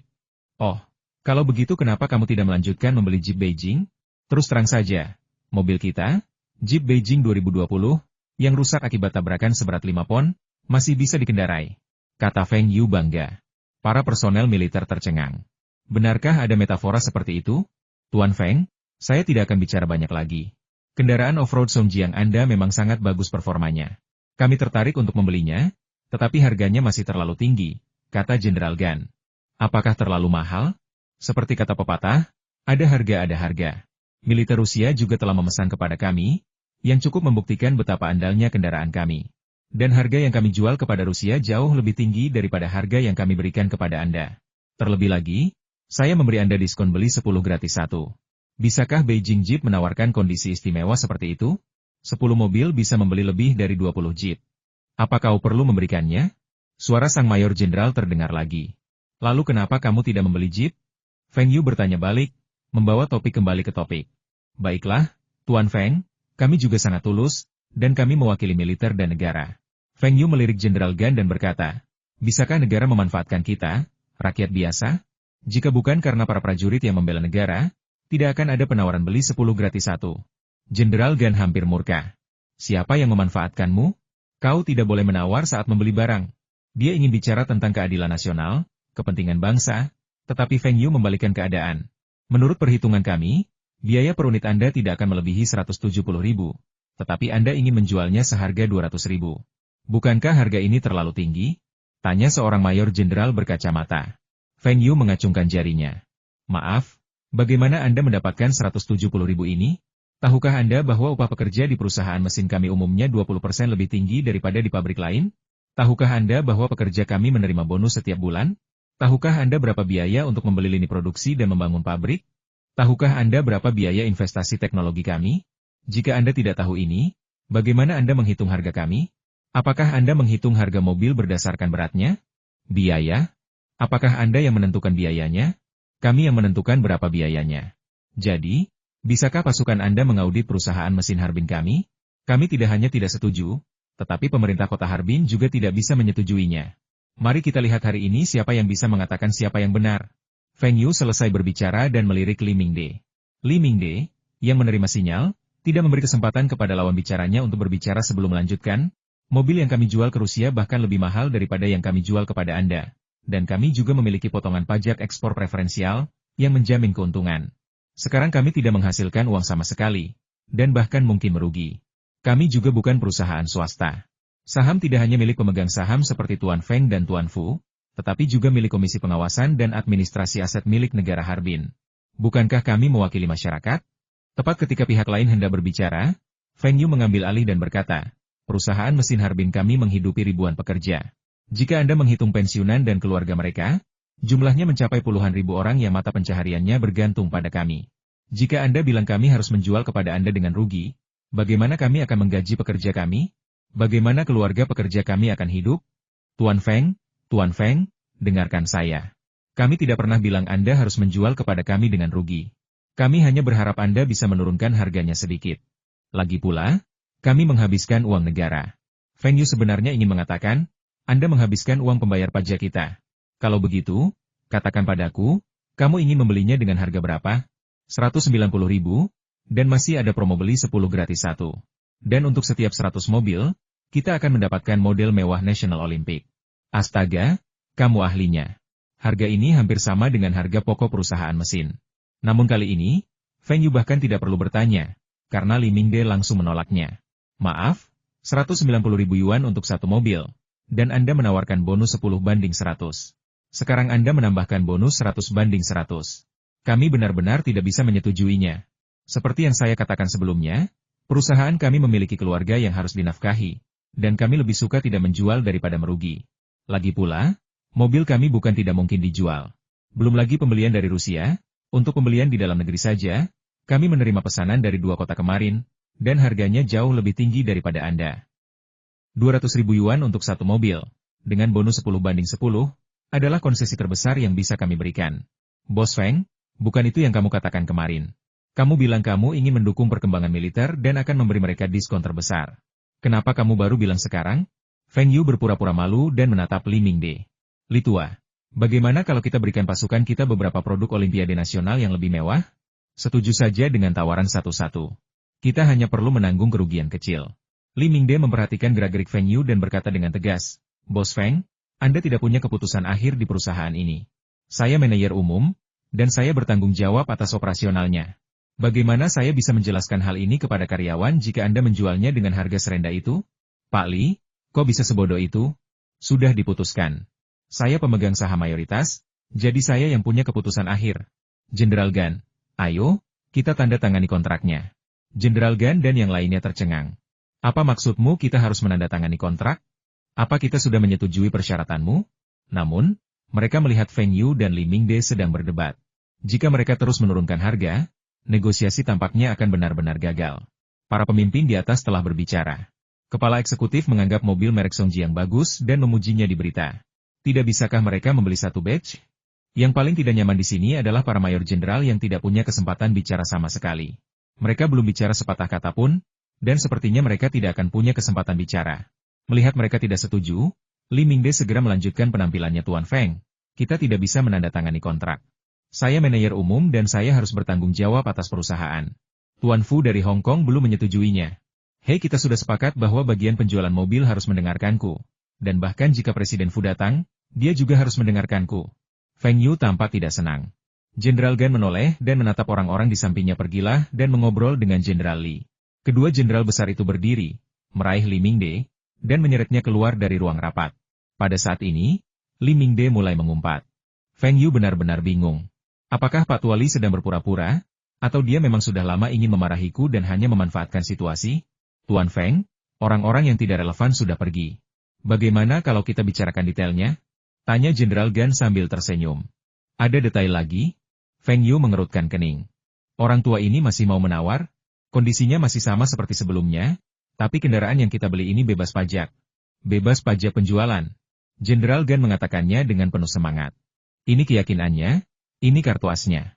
Bebas pajak? Anda selalu bisa memberi kami potongan harga, kan? Awalnya dia tidak ingin mengemukakan syarat ini, tetapi sekarang tampaknya Feng Yu tidak akan menurunkan harga tanpa syarat ini. Feng Yu mengangkat alisnya. Pembebasan pajak bisnis? Sayang sekali. Jika 2 tahun lalu, mungkin tawaran ini akan sangat menarik, tetapi tahun ini, proyek otomotif perusahaan mesin itu sendiri bebas pajak. Maaf, proyek mobil kami bebas pajak tahun ini. Tidak perlu bayar pajak, kata Feng Yu ringan. Jenderal Gan tercengang. Apa? Mereka tidak perlu membayar pajak? Ia menatap kosong ke arah mayor jenderal lainnya. Wajah mereka juga penuh dengan tulisan bingung. Tuan Feng, bagaimana kalau begini? Kami beli lebih banyak, dan Anda beri kami harga lebih rendah? Keyakinan Jenderal Gan langsung sirna, dan momentumnya tak sekuat sebelumnya. Feng Yu mengetuk meja. Hitung harga yang kuberikan sekarang. Sudah berapa? Kurang dari 170.000, kan? Berapa selisihnya dengan perkiraanmu? Kau lihat ekspresi Lauli tadi. Aku menjanjikanmu mobil Olimpiade Nasional yang mewah, tapi dia sudah berniat bicara dengan bos Hong Kong. Kalau aku setuju turun harga dan menjual dengan rugi, apa kata para pekerja? Feng Yu sangat menyadari bahwa militer sedang boros pada saat itu, dan pengeluaran militer Tiongkok memang selalu tinggi. Harga yang ia tawarkan sudah sangat rendah, bahkan lebih rendah daripada yang ia tawarkan kepada CCTV. Jika ia menurunkan harga lebih lanjut, ia akan benar-benar merugi. Seperti yang dikatakan Li Mingde, jika Anda harus menjualnya dengan kerugian, lebih baik tidak menjualnya. Dia memang sudah mendapatkan beberapa keuntungan, tetapi Jenderal Gan tidak puas. Meskipun atasannya pasti akan menyetujui harga ini, itu akan membuatnya tampak tidak kompeten. Tuan Feng, perusahaan mesin masih punya sepeda motor. Tentara kita juga butuh sepeda motor. Kenapa tidak kita tambahi beberapa sepeda motor lagi? Jenderal Gan memutar bola matanya dan memikirkan ide lain. Feng Yu tampak pelit dan berkata, baiklah kalau begitu, untuk setiap 100 mobil yang terjual, aku akan memberimu sepeda motor lagi. Tuan Feng, Anda punya keluarga besar dan bisnis besar, jadi jangan pelit. Untuk setiap 100 mobil, saya akan memberi Anda 10 Songjiang 125. Sama sekali tidak. 2 Songjiang 125 saja sudah batasnya, kata Feng Yu dengan ekspresi kesakitan. Tambahkan 2 Songjiang 100 lagi, tentara tidak akan melupakanmu. Aku akan memberikan panji kepada perusahaan mesin Harbin MU nanti, kata Jenderal Gan sambil melambaikan tangannya. Sialan, beraninya minta spanduk? Kamu pikir aku perusahaan milik negara dan butuh proyek-proyek penyelamatan muka kayak gitu? Kecuali militermu membuat iklan lain untuk kami. Feng Yu mengajukan syarat yang sudah lama ingin ia ajukan. Apa? Kami beriklan untukmu? Tidak. Bagaimana mungkin tentara kami beriklan? Jenderal Gan hampir gila. Apa yang dipikirkan Jenderal Feng? Tidak perlu bilang apa-apa. Izinkan saja kami mengunggah beberapa foto. Misalnya, seorang tentara berseragam militer berdiri di samping mobil kami, tanpa plat nomor atau nomor unit. Apa itu tidak boleh? Baiklah, baiklah. Kalau begitu kita harus memberikan 1 Songjiang 125 lagi untuk setiap 100 unit. Songjiang 125 tidak cukup, aku bisa memberimu Songjiang 100 lagi. Buat kesepakatan. Saat meninggalkan grup industri pesawat Harbin, Li Mingde masih marah, dan Ho Haitao berusaha menenangkannya. Namun begitu masuk ke dalam mobil, kemarahan di wajah Li Mingde lenyap, dan ia dengan bersemangat bertanya, Bos Feng, bagaimana kontraknya? Sudah lunas? Coba saya lihat. Feng Yu menyerahkan kontrak itu kepada Li Mingde. Dia masih belum melupakan kata-kata Li Mingde yang pernah memarahinya. Li Mingde tersenyum canggung. Bos Feng, Anda meminta saya untuk memerankan ini? Apakah saya baik-baik saja? Aktingnya sangat bagus, terutama bagian di mana dia menunjuk hidungku dan memarahiku. Sungguh luar biasa. Benar-benar penggambaran dirinya yang sebenarnya. Feng Yu memutar matanya ke arah Li Mingde. Dia pasti sudah lama ingin memarahiku. Oh? Aku pernah memerankan peran itu sebelumnya. Maaf. Biar aku lihat kontraknya dulu. Li Mingde tidak tahu harus menjawab apa dan hanya bisa memilih untuk tetap diam. Ketika saya membuka kontrak, saya melihat jumlah pembeliannya adalah 3.000 kendaraan. Mata Li Mingde terbelalak. Banyak sekali. Saat berdiskusi dengan Feng Yu, ia pikir 1.000 sudah maksimal. Fantastis. 3.000. Nah, untuk setiap 10 kendaraan, Satu model Songjiang Guo Premium akan dibagikan, dan untuk setiap 100 kendaraan, satu model Songjiang Guo Deluxe 2 sepeda motor Songjiang 125 3 sepeda motor Songjiang 100 akan dibagikan. Meskipun keuntungannya jauh lebih kecil, bukan berarti nol. Li Mingde menghitung dalam benaknya bahwa ia bisa mendapat untung sekitar 6.000 hingga 7.000 per mobil. Dengan 3.000 mobil, itu berarti 20 juta. Tuan Feng, ini bagus sekali. Pesanan ini akan sangat bermanfaat bagi promosi merek kita. Oh tidak, ini pesanan militer, kita tidak bisa mempromosikannya, kan? Li Mingde merasa sedikit menyesal. Siapa bilang kita tidak bisa mempromosikan ini? Segera hubungi Longjiang Daily dan Evening News, dan beritahu semua agen. Juga, publikasikan berita ini di surat kabar provinsi mereka.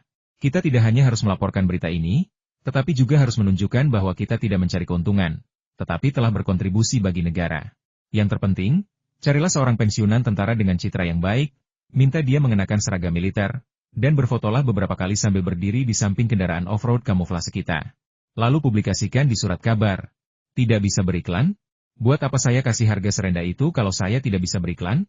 Mobil seharga 200.000 yuan hanya punya keuntungan kotor 6.000 atau 7.000 yuan, kurang dari 5%. Tuan Feng, apa katamu? Meniru tentara itu ilegal. Li Mingde terkejut. Tuan Feng pasti sudah gila. Kalau dia melakukan ini, bukankah dia akan menyinggung militer? Mereka setuju. Kami mencari seseorang yang baru pensiun, tanpa tanda pangkat atau lencana kerah, lebih disukai pensiunan personal militer dari berbagai cabang militer. Kalau mereka tidak setuju, saya pasti sudah memberi mereka sepeda motor, kata Feng Yu sambil cemberut. Apa yang perlu dikhawatirkan? Siapa yang mau berpura-pura jadi tentara? Tidak bolehkah pensiunan tentara memakai seragam lama mereka untuk foto? 2 hari kemudian, berbagai foto seragam militer muncul di surat kabar harian dan sore di berbagai provinsi. Kalau bukan bulan Februari, banyak orang pasti mengira itu hari tentara. Selain gambar-gambar ini, terdapat laporan serupa wilayah militer provinsi kami membeli pesawat tempur lintas udara Songjiang 20, dengan klaim peningkatan kemampuan komando pasukan, kemampuan transfer, dan sebagainya, meskipun tingkat peningkatannya tidak disebutkan. Dikombinasikan dengan gambar-gambar ini, laporan tersebut cukup meyakinkan. Banyak orang juga memperhatikan Songjiang Off-Road yang dominan dalam foto-foto ini. Terlepas dari apakah mereka mampu membelinya sekarang, mereka memiliki kesan yang lebih mendalam tentang merek ini. Para agen juga memanfaatkan kesempatan untuk menggunakan perintah pembelian militer sebagai contoh untuk melakukan hubungan masyarakat dengan beberapa pemerintah daerah, khususnya pemerintah daerah. Transportasi saat itu jauh lebih buruk daripada sebelum Feng Yu terlahir kembali. Banyak kabupaten bahkan tidak memiliki jalan semen kecuali beberapa jalan utama, apalagi kota-kota itu. Jadi agen-agen ini mulai merekomendasikan Songjiang Off-Road, yang memiliki sasis tinggi, tenaga kuat, penyerapan guncangan baik, ruang besar, dan terlihat mendominasi. Hasilnya, penjualan Songjiang Cross Country sebenarnya meningkat lebih awal daripada Songjiang National Olympic Team. Kantor CEO FAW dipenuhi asap, dan beberapa pemimpin perusahaan terdiam. Semuanya, mari kita pikirkan solusinya dan buatlah piagam. Jika ini terus berlanjut, kapan penjualan Audi 100 akan mencapai level yang kita harapkan? Kalian juga bisa melihat bagaimana Songjiang Automobil dijual. Siapa bilang Songjiang Automobil tidak layak disebut? Tanya Tuan Zhao sambil mengetuk meja. Tak seorang pun berkomentar. Awalnya Tuan Zhao setuju dengan pernyataan ini, tetapi kini ia menyalahkan mereka. Songjiang Automobil ada di Harbin. Seberapa jauh dari kita? 2 hari yang lalu, beberapa kabupaten di sekitar Jicheng bahkan membeli mobil merek Songjiang. Apa kamu tidak malu? Tuan Zhao sangat marah. FAW mereka belum menindas perusahaan mesin Harbin, tetapi sekarang mereka ditindas lagi oleh perusahaan mesin Harbin. Dia sangat malu. Tuan Zhao, kami juga telah mempelajari performa mobil merek Songjiang, dan memang lebih baik daripada mobil kami. Hanya saja mesinnya memiliki perlindungan teknis, dan kami tidak yakin komponen-komponen utamanya tidak akan rusak setelah dibongkar. Mereka semua berbisik serempak. Coba pikirkan solusinya. Apa yang dilakukan para insinyur dan teknisi itu? Mereka bahkan tidak sehebat pabrik traktor di Harbin itu. Tuan Zhao semakin marah saat berbicara. Baiklah, Tuan Zhao, saya akan membawa orang-orang untuk melanjutkan penelitian teknologinya. Kepala teknisi itu memanfaatkan kesempatan itu untuk pergi. Yang lain mengumpat dalam hati, kalau kau pergi, bukankah kemarahan Tuan Zhao akan terlampiaskan pada kita? CEO Jincheng Automobile Company juga geram. Sialan Songjiang Automobil. Mereka benar-benar merebut pesanan kendaraan militer yang seharusnya menjadi milik mereka. Jika mereka menggunakan uang ini untuk membeli Jeep J 2020, mereka bisa membeli hampir 10.000 unit. Dengan begitu, mereka punya peluang untuk menembus angka produksi dan penjualan 100.000 unit tahun ini. Departemen Penjualan dan Teknis, coba pikirkan kembali. Apa sebenarnya perbedaan antara kita dan Songjiang Auto? Mengapa mereka bisa merebut pesanan yang seharusnya menjadi milik kita? Hilangnya hampir 10.000 pesanan berdampak signifikan pada perusahaan otomotif Beijing. Artinya, keuntungan yang didapat setidaknya puluhan juta, cukup untuk melakukan hal sebanyak itu. Bukan hanya pesanan militer yang terdampak, bahkan toko retail otomotif mereka pun terdampak. Banyak pelanggan, setelah menguji mobil tersebut, mengatakan performanya jauh lebih rendah daripada Songjiang Cross Country, yang semakin mengurangi penjualan. Omong kosong banget, ya? Berapa harga J2020 kita? Berapa harga Songjiang Offroad? CEO Shanghai Volkswagen juga geram. Mereka dengan percaya diri memperkenalkan lini produksi Santana, yakin bahwa dengan mobil ini, mereka dapat menguasai pasar mobil kelas bawah dan menengah, terutama pasar mobil pribadi, dan pada akhirnya meraih posisi teratas dalam produksi dan penjualan mobil di Tiongkok. Tanpa diduga, Songjiang Automobil, perusahaan yang selama ini mereka pandang sebelah mata, tiba-tiba muncul sebagai bintang yang sedang naik daun. Tak hanya memproduksi mobil dengan performa yang lebih baik daripada mobil mereka, tetapi juga menjualnya dengan harga yang hampir sama. Entah bagaimana, mereka dengan cepat membangun gerai penjualan di berbagai provinsi di seluruh negeri. Hal ini juga membuat penjualan Santana mereka yang sangat dinantikan menjadi kurang memuaskan. Meskipun penjualannya masih cukup baik berkat reputasi produsen yang mapan dan fakta bahwa mereka merupakan perusahaan patungan, mobil merek Songjiang, yang mengklaim dikembangkan dan diproduksi secara independen di Tiongkok, cepat atau lambat akan mengalahkan penjualan mereka. Semua produsen mobil besar Tiongkok merasakan krisis dan momentum Songjiang Auto yang mengancam. Namun, ini adalah perusahaan yang dipuji oleh kepala desainernya, sehingga mereka tidak dapat bersatu untuk menekannya. Bukankah perusahaan Anda sudah maju secara teknologi? Mari kita bandingkan teknologi kita.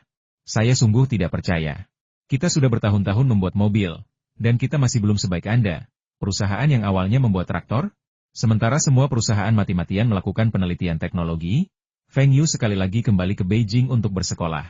Hal pertama yang dilakukannya setelah pulang tentu saja bukan belajar, bukan bertemu kembali dengan teman-teman sekelasnya, bukan pula mencari guru, melainkan pergi ke universitas normal dan menjemput Lina.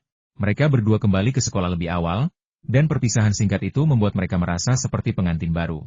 Mereka menonton film bersama, berbelanja bersama, dan pergi ke taman hiburan bersama. Tentu saja, ada juga yang paling dinantikan Feng Yu, tidur bersama. Nana, kalau kita tidak bisa bertemu untuk sementara waktu, apa kamu akan merindukanku? Tanya Feng Yu sambil memeluk Lina. Lina duduk tegak, mengabaikan selimut yang terlepas dari tubuhnya, matanya menunjukkan sedikit kepanikan. Apa maksudmu? Apa kau masih mengkhawatirkan ayahku? Feng Yu tertawa bodoh. Apa yang kau pikirkan? Aku tidak sedang membicarakan pamanku. Aku akan pergi ke Hong Kong selama setahun sebagai mahasiswa pertukaran. Aku mungkin tidak bisa mengunjungimu setiap akhir pekan, tapi aku akan berusaha sebisa mungkin untuk terbang pulang sebulan sekali. Mahasiswa pertukaran? Apa maksudnya? Tanya Lina bingung. Ia belum pernah mendengar istilah mahasiswa pertukaran sebelumnya, dan tidak yakin apakah itu benar-benar maksudnya. Saya mengikuti program pertukaran pelajar dengan seorang mahasiswa dari Universitas Hong Kong. Saya kuliah di Universitas Hong Kong selama setahun. Lalu seorang mahasiswa dari sana datang untuk kuliah di Universitas Beijing selama setahun. Saat saya di tahun terakhir, saya kembali ke program pertukaran pelajar, jelas Feng Yu. Wah, bagus sekali. Aku bisa pergi ke Hong Kong untuk melihatnya. Ada sedikit rasa iri di mata Lina. Feng Yu mengetuk kepalanya dan berkata, baiklah, aku akan berbicara dengan mereka dan menukar kamu dengan mereka. Lina menggelengkan kepalanya. Aku tidak bisa bahasa Kanton, dan bahasa Inggrisku juga kurang bagus. Aku tidak mau pergi. Lagi pula, mendatangkan siswa pertukaran ke sini pasti akan merepotkan, kan? Apa susahnya? Sumbangkan saja 1 juta ke universitas di sana, dan mereka akan melakukannya untukmu, kata Feng Yu dengan sangat murah hati. Apa? 1 juta? Sebaiknya aku tidak pergi. 1 juta? Berapa banyak beras yang bisa kau beli? Lina terkejut. Feng Yu menggaruk hidung Lina dan berkata, aku tahu kamu suka makan nasi, tapi tak perlu pakai nasi sebagai metafora, kan? 1 juta itu tak ada apa-apanya bagi kita. Aku bisa mendapatkannya kembali dalam hitungan menit. Feng Yu tidak sedang menyombongkan diri. Ia yakin kemampuan tradingnya saat ini lebih unggul daripada 99% trader keuangan dunia. Kemampuan analisisnya dari kehidupan sebelumnya bahkan belum sepenuhnya berkembang. Terlebih lagi, ia masih memiliki ingatan tentang kehidupan masa lalunya. Misalnya, ia sekarang tahu bahwa pasar saham AS sedang mengalami bull market yang lambat, dengan pasar yang diperkirakan akan terus naik selama beberapa tahun. Siapapun yang tidak terlalu sial bisa menghasilkan uang dengan membeli saham. Jika dia berinvestasi 100 juta dan harganya naik 1%, dia bisa mendapatkan 1 juta. Baginya, itu hanya hitungan menit. Selama setahun terakhir, Feng Yu telah mengarahkan Feng Yu Consulting untuk terus membeli saham Microsoft, dan dia hanya membeli saham perusahaan ini, terus meningkatkan rasio kepemilikan sahamnya. Tentu saja, tidak ada kerugian dalam investasi ini. Berapapun harga belinya, setelah beberapa waktu, Anda akan menyadari bahwa Anda telah menghasilkan banyak uang. Akibatnya, dana Feng Yu Consulting terus menyusut, dan kini hanya tersisa sedikit di atas 10 juta dolar AS. Feng Yu memberikan dana ini kepada para trader Feng Yu Consulting tanpa memberikan arahan apapun, membiarkan mereka berdagang sendiri untuk mengasah kemampuan mereka. Yang membuat Feng Yu sangat puas adalah para pedagang ini semua mengikuti perintah Feng Yu, berinvestasi secara konservatif, dan melakukan lindung nilai. Meskipun mereka tidak menghasilkan banyak uang, mereka tidak pernah kehilangan uang. Pada tahun 1997, orang-orang ini akan sangat berguna. Feng Yu akan memberitahu para kapitalis Wall Street siapa taipan keuangan itu. Lina akhirnya tidak ingin pergi ke Hong Kong sebagai mahasiswa pertukaran. Tetapi Feng Yu berkata bahwa ia akan membiarkan Lina pergi ke Hong Kong untuk menemuinya selama liburan hari nasional tahun ini, dan ia akan mengajak Lina bersenang-senang di Hong Kong. Lina mengangguk dengan gembira dan setuju. Lina memeluk pinggang Feng Yu dan menyandarkan kepalanya di dadanya. Ia merasa bahwa bertemu Feng Yu di kehidupan ini adalah keberuntungan terbesarnya. Namun tak lama kemudian, ia menyadari tangan Feng Yu mulai mempermainkannya lagi. Ia merayu dan menepis tangan Feng Yu. Feng Yu berkata dengan yakin, "Ini bukan salahku. Meskipun ruangannya hangat, kau tidak menutupi dirimu dengan selimut. Bagaimana mungkin aku tahan? Ini masih pagi. Ayo kita ulangi. Masih pagi? Sudah lewat jam 11, benci." Keesokan paginya, ketika Feng Yu membuka matanya, Lina sudah menyiapkan sarapan. Feng Yu melirik jam tangannya di meja samping tempat tidur. Baru pukul 6. Sepertinya ia seharusnya tidak membiarkannya pergi kemarin. Lina masih sangat energik. Setelah sarapan, Feng Yu mengantar Lina kembali ke kampus dan kemudian kembali ke Universitas Beijing. Kuliah resmi dimulai hari ini. Sepulang sekolah sore itu, kami berenam berkumpul di asrama seperti biasa. Diam-diam membeli anggur untuk dibawa pulang. Semua orang membawa bekal makanan khas daerah, kebanyakan makanan. Meskipun makanannya tidak mahal dan beberapa di antaranya tidak terlalu higienis, Feng Yu sangat menikmatinya. Kakak keempat, kudengar sekolah kita punya program pertukaran pelajar dengan Universitas Hong Kong? Tanya Tian Lei tiba-tiba.